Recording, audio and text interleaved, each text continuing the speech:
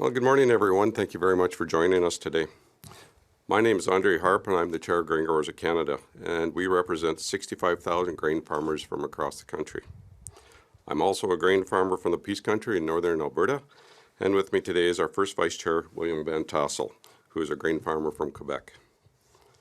Today, after 2 years of consultations with grain farmers from across Canada, we are excited to launch our Road to 2050 policy recommendations. This comprehensive strategy is designed with a clear aim to guide federal government programming towards the sustainable intensification of our grain sector.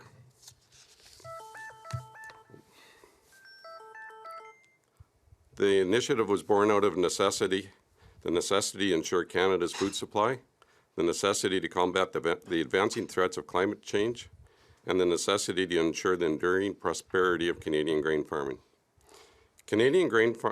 Canadian grain growers, farmers, have been at the forefront of sustainability for decades.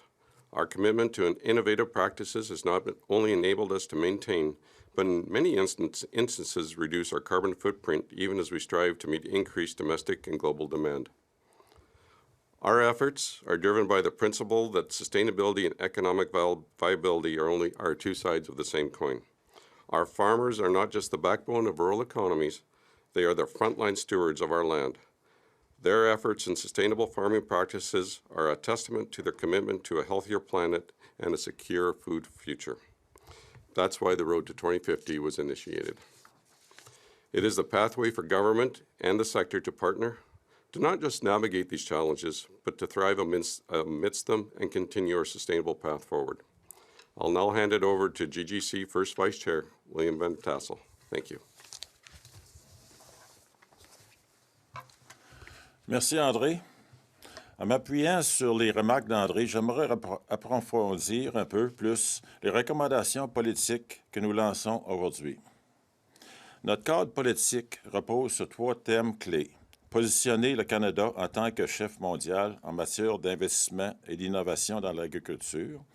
Reconnaître, soutenir et récompenser les progrès des producteurs de grains et la nécessité d'adopter une approche globale en matière de données et de mesures. Malheureusement, le Canada est à la traîne sur de nombreux fronts, ce qui met en péril non seulement nos objectifs environnementaux, mais aussi notre compétitivité sur la scène mondiale. To address this, we are calling for an increase in both public and private sector funding for agriculture research. This includes expanding plant breeding research, which is crucial for developing plants that can withstand the challenges posed by climate change, such as, and as we have recently witnessed, droughts, heat waves, and floods. For example, every dollar invested in wheat breeding research returns $33 to our wheat farmers and to the national economy. This is the kind of impactful investment that we need to see much more of. We must also acknowledge the existence of programs that, if leveraged effectively, will have profound impacts on sustainability within the agriculture sector.